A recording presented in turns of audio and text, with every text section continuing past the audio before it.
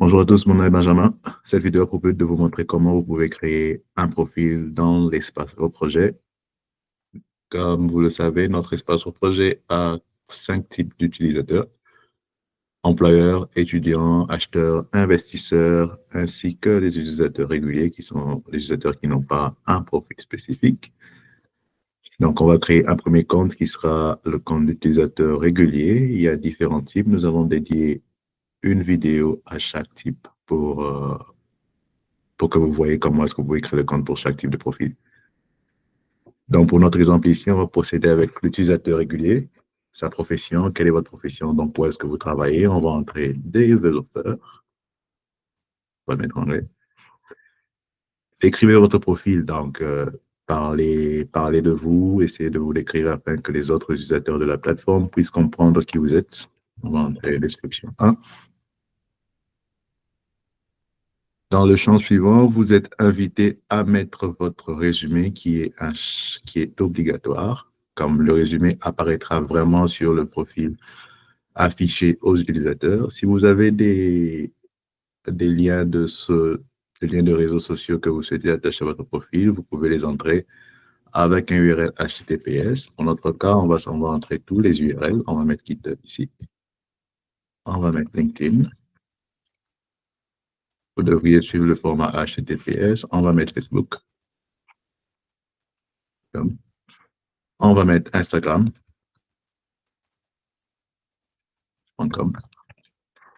On va mettre Twitter également.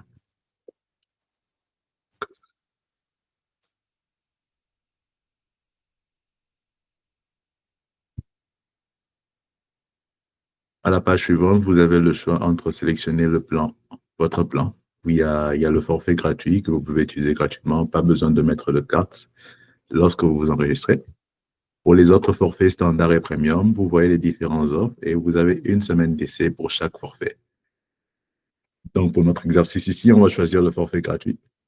Pour créer un compte gratuit, vous pouvez publier jusqu'à un projet, jusqu'à 24 heures. Vous avez accès au réseau d'employeurs, investisseurs, acheteurs et partenaires. Vous trouvez un partenaire sur la plateforme. Postulez au poste disponible, recevez des invitations d'employeurs, investisseurs, acheteurs et d'autres utilisateurs. Répertoriez jusqu'à 10 partenaires par projet.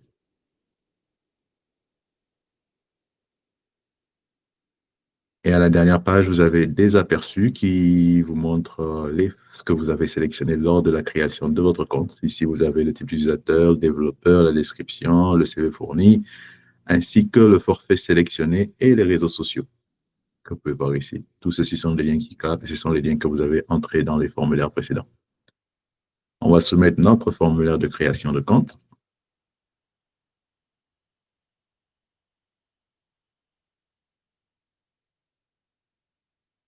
Une fois créé, vous êtes automatiquement redirigé vers le flux de projet qui est vide pour notre cas ici, pour cet exemple.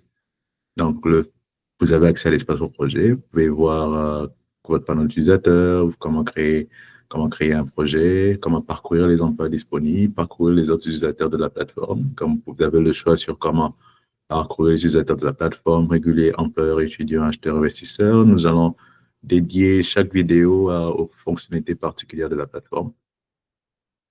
On va aller sur votre profil dans le tableau de bord. Lorsque vous vous connectez sur stunbusiness.ca, vous n'allez pas voir les fonctionnalités qui sont disponibles sur l'espace sur projet. Donc, sur ce tableau de bord, si vous avez votre profil qui apparaît sur stunbusiness.ca et non pas qui apparaît également aussi dans l'espace au projet, et vous avez un deuxième menu qui apparaît dans l'espace au projet, qui est le profil au projet, qui est lié à votre compte de projet. Vous avez l'information sur le solde, le montant que nous vous devons ou que vous nous devez.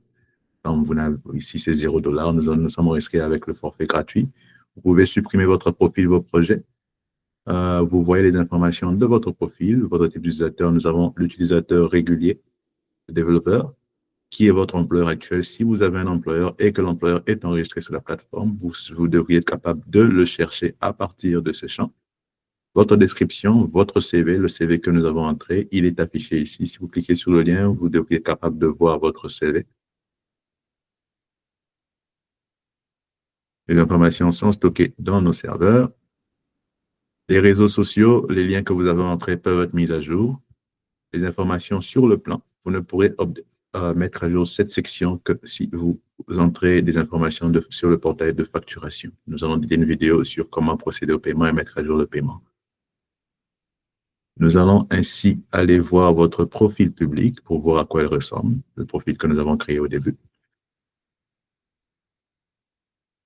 Donc, vous avez différents liens. On va l'ouvrir.